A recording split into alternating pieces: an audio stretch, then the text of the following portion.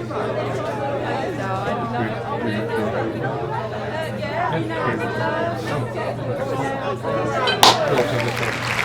right, let's drink some rosé.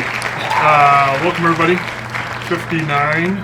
59th edition of the Barriques Coffee, Wine, and Treat Show. We are once again here in our basement, subterranean, what are we going to call this? Studio? Cave. Cave. We're in the Barriques cave. It's true. And it is all pink today, or just about all pink. We've got a couple non-pink things that we're going to talk about today. We said today was going to be all rosé, and we're just about living up to that.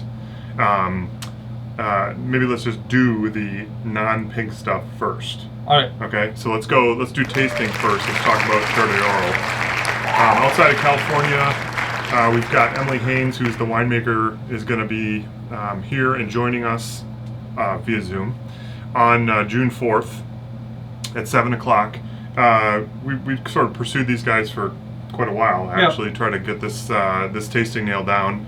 There's 4 different wines that are part of the tasting, 2 of them in the initial tasting pack, which comes in at around $30 and change, and you can add on additional bottles, including Finn, the one that this is probably the one that kind of set us on the path towards doing the tasting, the Zinfandel Port. What I distinctly remember back in the old wine cave days of Zin ports in various shapes and forms. Oh yeah, they were common. We probably were running with 4 or 5 at the time. Yeah. And then they kind of fell out of disfavor for traditionalists, and they wanted traditional port. And but the steadfast people in California, they stuck to their guns and continued to produce it. And the funny thing about Zinfandel Port is, during the pandemic, it actually became very popular again. So it apparently became their #1 selling wine at the time. So that's crazy. Yeah. When you think about it. So that should be a lot of fun. Again, getting an opportunity to have the winemaker on, just like kind of the fun we had this past Friday with Wampe from Zorzal. That was a great time. Yeah, he was a great guy. I know, he was very chill. That was very. He could be an honorary Madisonian. Oh, for sure. Yeah. And that was just, and the wines were great. I mean, probably some of the best that I've tasted out of Argentina. Oh yeah. In a while. And that white was smoking. It was. I don't think I had I should have qualified my advantage over probably everybody that was there. And yourself, because our bottle had been open for quite a while. Yeah. And so it really was singing. Yeah, I mean. And so if you had just pulled the cork, it might have been a little bit tighter than what we were experiencing. Yeah, it had been 4 or 5 hours. Yeah. That ours had been open. So that is June 4th. It's out there and available for sale at BarriquesMarket.com under the events section, and we are May 19th. So this is the May 19th show, believe it or not. You can find the Terra de Oro tasting pack in a couple different iterations, as well as everything else that we're going to talk about today, including all this pink stuff, which we'll get into in just a minute. How did we actually not do a rosé today as our email wine? Well, because we were going to do so many rosés just in general, so it was... Fair enough. Yeah, we've had a rosé in some iteration each week. So. It's true. Yeah. Villa Wolf is a name that if you have been following Barriques, you should be very familiar with. We've done wines of theirs numerous times, usually a couple times during the year. We featured them during the pandemic a few times. The Villa Wolf Rosé has historically been one of our best-selling rosés. Yep. And I think it was our #1 rosé last year. It was, yeah. And given that we finally have some, high 70s, 80-degree weather, we had another wine planned, but we put that aside for a week and decided to talk to you a little bit about the Villa Wolf Pinot Blanc. Finn, what? Let's drink that Villa Wolf Pinot Blanc with the llama. So we can tell whose glass is whose. We got our wine markers. He's got the pink llama. I've got the blue llama. There seems to be this llama got a little. That's a llama. There you go. What's the scoop from? So about the Villa Wolf Pinot Blanc? the 2019 vintage kind of played into Pinot Blanc strong suit as far as being a nice, warm, dry summer. And they actually harvest this before the fall rains that started in October. And they pick it a little bit earlier, but because of that good sunshine, it reduced the fruit, put a lot more concentration into the wine, and made it a much more intense Pinot Blanc. So this is really flavorful, but again, it's a good summer white. This is what this style is perfectly for. And considering that hopefully if our rain dissipates and the sun comes out, this is a great wine to sit on the patio with. For sure. And I think the thing that distinguishes this wine from a lot of Pinot Blancs is it actually has weight to the palate. It doesn't taste like, acidic grape juice. It is flavorful and viscous. I'd have to say I think the Lama wine markers don't work quite so well in a small glass. How so? Because you can't quite get your mouth on there? It pokes you right in the face. Attacked by the llama in your glass. Pocket llama. That is not bad. Yeah, that's a friendly, fun white to drink. For sure. $12.99, so it's super affordable in its regular retail pricing. But the deal pricing for this week, we do a email special wine every week on Wednesdays, send it out to our gang. It went out this morning at $10.99, so kind of while supplies last, we have a fair amount of it. How evenly distributed is it across the stores? Right now, it's just in the main three. Okay. But we can get it everywhere. So, okay. Cool. Yeah, I think we've got up to 20 cases to sell. Gotcha. Yeah. So Villa Wolf Pinot Blanc, not rosé, but definitely one. I mean, at $10.99, you can take a good hefty number of bottles to fill up part of your wine rack and keep drinking these all summer. It's quite good. I want to say the taster in the morning is pretty sharp. Yep. All right, so let's talk rosé. This is, well, it's been actually rosé time for a while. It just hasn't exactly been the weather for rosé. But we finally are getting there. Rosé, as you can kind of tell by the array of stuff that we have here, has gotten more and more popular. It's one of these wine trends that started, 5 years ago or so, and has just not stopped. I mean, it has gotten... It's basically, double-digit growth, for the past 5 years straight. Yeah. Just about every winemaker that we have spoken to in the last year, when asked kind of what one of their big new projects are over the next year or two, rosé is usually top of mind if they didn't have a rosé already. It has just been one of those styles that has been outperforming the market. And we accordingly have continued to bring more and more of this stuff in, always kind of like, please make sure this trend continues. Yeah. Because it's all on a pre-buy. Yeah, you're buying this stuff in like November of the year before? Or you start right at the beginning of January. Usually that first week of January, you get a rosé pre-buy and you're like, really? And it's that, and it's for that year. Yeah, right. It's like the year that you just got out of, so you're just like... Yeah, you're sort of buying sight unsold, or sight unseen. And anyway, the cool thing about this explosion of rosé options are all the options, and there is just a huge wide variety of styles and tastes and every colors, you name it, that make this particular style wine really very interesting and very varied. You can really love rosé, but you may just realize you love a particular type, or you maybe like the whole deal. Well, and if you tour Europe and you visit some wineries and things like that, there are certain producers. I visited a producer in Spain that they were the number one rosé producer in Spain, and this is 6 years ago, 7 years ago. Mm-hmm. And so the trend in the U.S. is on the uptick. It was well established before that, and apparently they sold upwards of something like 7 million cases just to the Isle of Ibiza. Wow. That's a lot of tourism, but that's a lot of rosé. That's a lot of rosé. That's a lot of rosé. That's a lot of rosé. So. Cool. So we have 4 different rosés that we're going to try today. That kind of represent 5. Sorry, yep, 5. 1, 2, 3, 4, 5. That represent some different styles, different parts of geography. Really, that's kind of the primary driver in this, and a variety of price points. Although all of them are very affordable. That's kind of one of the hallmarks of these things. Is if you're paying, you certainly aren't paying a lot more than $20 for these wines. It's typically in that low 20s to, teens. Yeah. That these is what the typical price range is.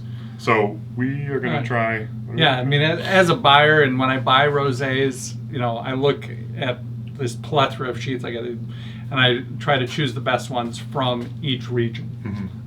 Just so we don't have, the classic is Provence, but there's all these other really great producers out there with really awesome reputations. So I wanted to have a good array of choices for us. For sure. I think we're going to go with You're going to go that direction. Okay. I think we're going to start out with Save the Animals. QSS Rare. Rare from Portugal. Cool. So this is a blend of Syrah and Touriga Nacional. So traditional Portuguese varietal.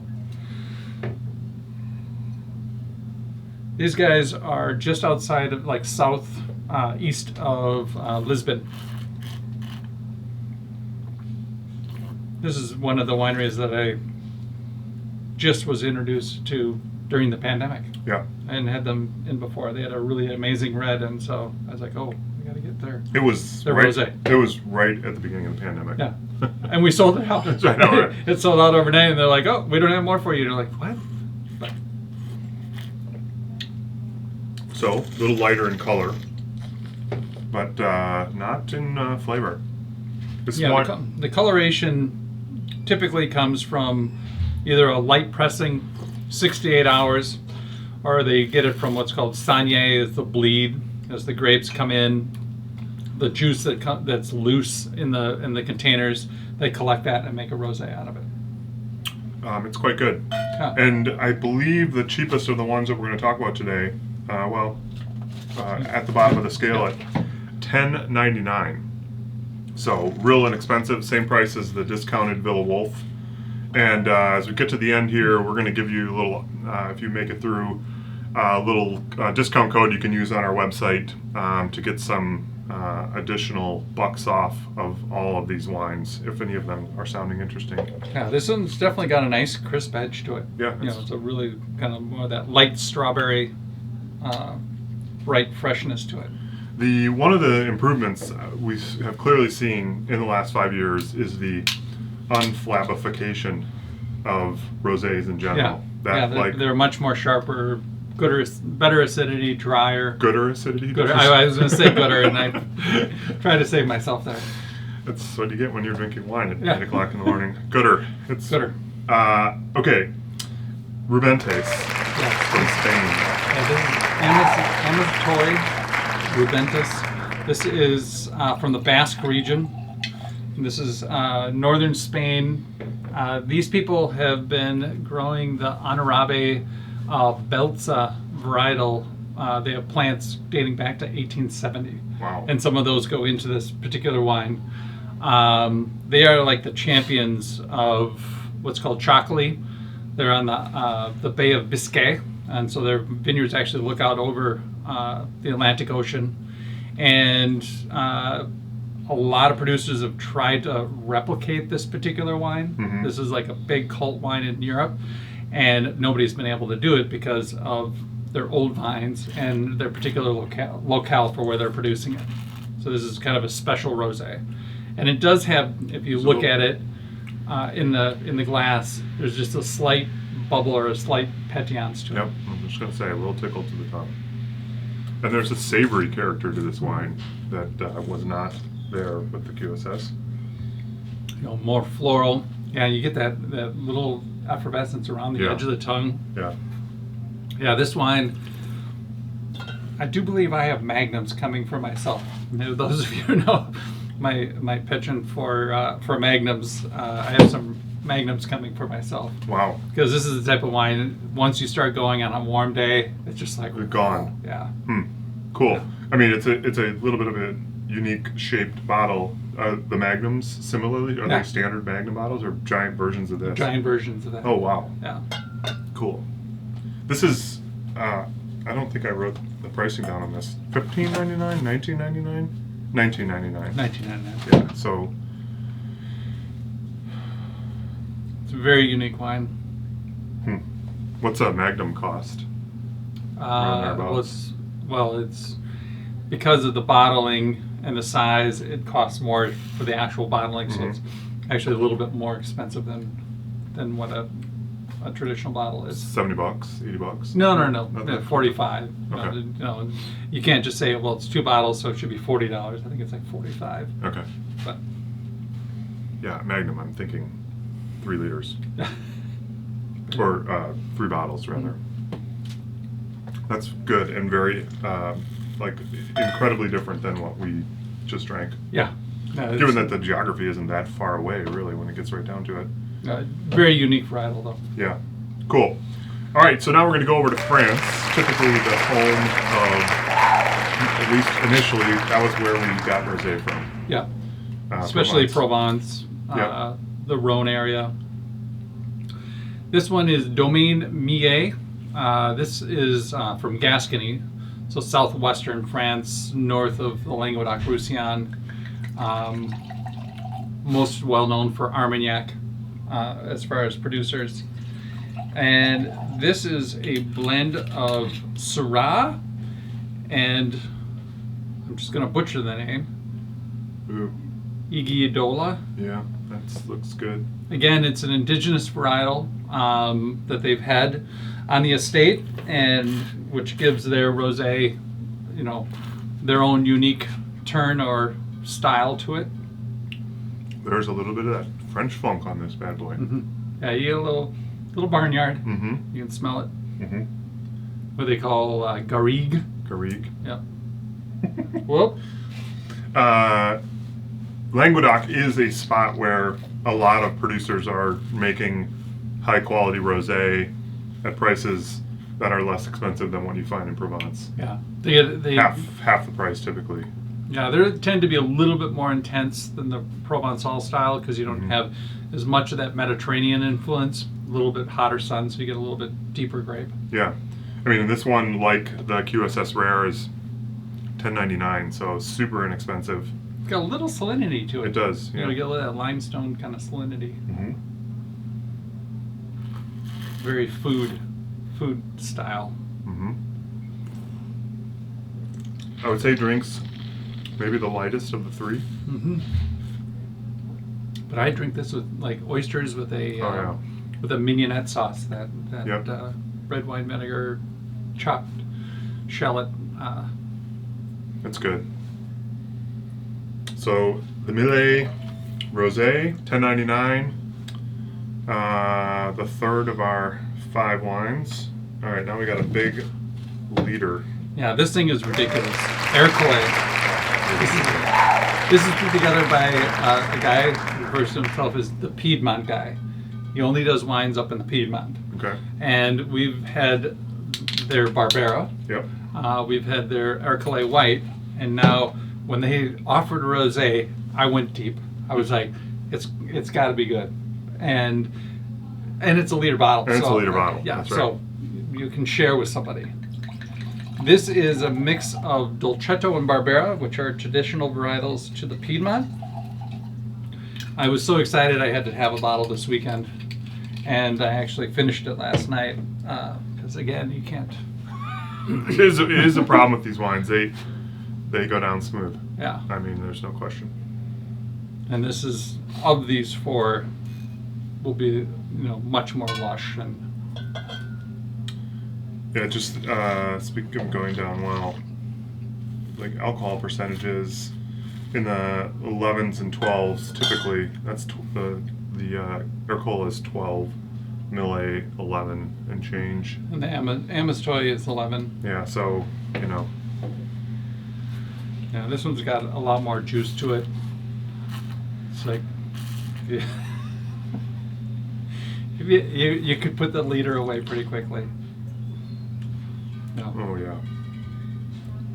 There's sort of like a candy element to this, not in sweetness, but in, like what is that? What am I getting? It's juicy. Yeah, starbursty. I don't know. That's like, as in, again, not in sweetness at all. Yeah. It's very dry, but in just sort of like flavor kick. And you get a different type of minerality. That minerality is a little bitey, like up front. It isn't that salinity that was in that Millet. Yeah, Piedmont guy probably would not like the fact that I just said starburst but it's kind of that, there's this weird. It makes you salivate though. I was gonna say Well, like, that's juicy. Yeah, I guess yeah. you said juicy a few times. Yeah, that's what that starburst effect. Yeah, it does. That's right. It kind of makes you.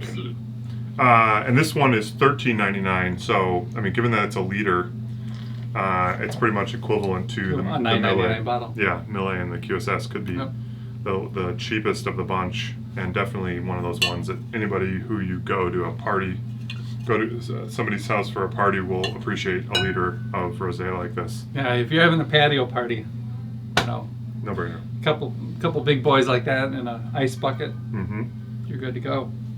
It's kind of interesting that the one corked wine that we've had so far has been the QSS. Was it? Corked as in with the cork finished. Cork finish. Yeah. That's good. Well, all right. So that's number 4. Yep. And last but not least, we did a tasting in January for the special event with the Prisoner Wine Company that we had sold during the holiday season. We had an opportunity to have their winemaker on with us, Chrissy Whitman. Yep. And she talked about this wine. It hadn't been released yet. And we're like, sign us up. Yeah, we put the order in. Immediately. So this is their Unshackled series of wines, and their Unshackled Rosé. Yep. Now, as far as varietals, I think she kind of disclosed what was in it at the time, but I don't remember what she said. Nor do I. And the Prisoner Wine Company, they don't disclose their blends. It's kind of a guarded secret with them. So. Light. But again, yeah, you know, light skin maceration time.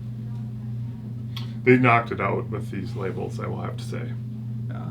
These sort of like spin lock esque designs that you use on the reds and that rosé.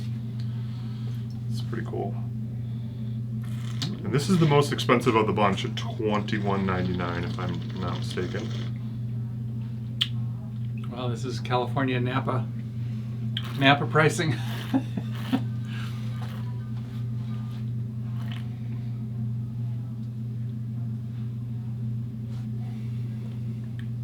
And the 13.5 Oh. is what the alcohol in this guy is. I'm definitely. Is it sleep time after this? Oh wait, it's 8 o'clock. It's pretty bold. Mm-hmm. You know, that's a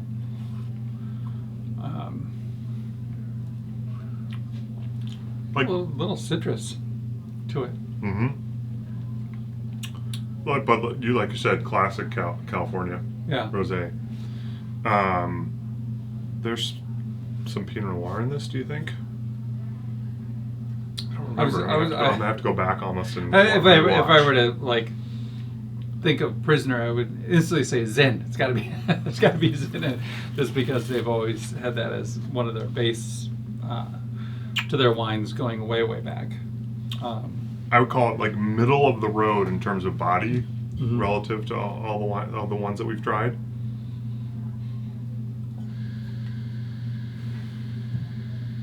And unique. I mean,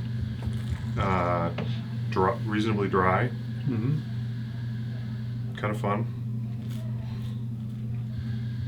So there is a lot to choose from. Is there any of the other ones in here, Finn, that you kind of feel like are sort of standouts that we didn't try today that you want to point people in the right direction of? The Chateau Dupia, that is by the Iche family in Minervois. Very small, hands-on producer, old antiquated village that they're in. They are all about hand-picking, hand-choosing the fruit, seasonality. Their production's very, very small. And so we get a handful of cases per year out of what comes into Wisconsin. And they're just a solid producer. And it's a classic Southern French Cinsault, Carignan, Grenache, and Syrah blend. Really, really nice producer. We have another Portuguese red. This one is, instead of using a non-traditional Portuguese varietal, this is made with 2 Portuguese varietals. Definitely a much lighter style. Of course, I have to do the classic Provençal wine, the Campanet. And that is a Grenache, Cinsault, Carignan, and one other varietal, but I remember, but it's not Syrah. But definitely, you can see it in the color. It's very Provençal in style. It's Cinsault. So yeah, very, very clear in style. Luc Cholot, this was a close runner on the Villa Wolf last year as far as like how many we sold. Their Pinot Noir Rosé, that's a Languedoc-Roussillon producer. Morris Farms from Tuscany. This is 100% Sangiovese. This is going to be the spiciest of the group. Definitely has a little bit more zip to it. And then our one outsider here is the new one for us is the Les Violettes, or Les Violettes. That's a Côte d'Aron Rosé. A little bit meatier in style than what you'd see like from Provence. Have we had this before? We've gotten, I think, maybe 2 years ago. I think we got 2 cases. Okay, I was going to say, it's a very limited run. So, cool. But yeah, the Upia they're a good producer. Yeah. If you use the discount code Rosé today at the BarriquesMarket.com site, you will get 15% off any of the bottles that we talked about today or in our Rosé collection. That is the majority of them, right? Is that pretty much everything that we've got up there? Maybe a couple? Well, the Villa Wolf Rosé, since we've already talked about it twice. So, okay. And we did the Sea Glass last week. There we go. So I figured we didn't need to throw that back up here. So good point. But you can use that discount code for the next 5 or 6 days. We'll leave it up there to give you a few extra bucks off these rosés. It's a great time to stock up. Do you have anything else that's coming into the store between now and the next month or 2? Oh yeah, there's more coming. There's more coming. Okay. There's one very cultish rosé. Again, I think we're getting 4 cases. Which one is for myself? Just FYI. It's called Nervi. It'll be one of the more expensive ones of the year. Yeah. But the Nervi, and I will tell you, with the Nervi, buy it, trust me, don't drink it for a year. Because my Nervi from last year now, they're smoking. Okay. Yeah, not all rosé is supposed to be consumed the day that it shows up. And it's made by Aldo Conterno now, and he's a magic producer, so. Awesome. So more to come, but still plenty of stuff here, and with the warmer weather that we hopefully have turned the corner towards, lots of opportunity to build up your rosé stocks for the coming summer. Okay, that's the show for today. Thank you all very much for joining us. I'm going to go take a nap right now. But looking forward to seeing you episode 60 next week of the Barriques Coffee Wine Drink Show. Hope you all have a great rest of your week. Cheers.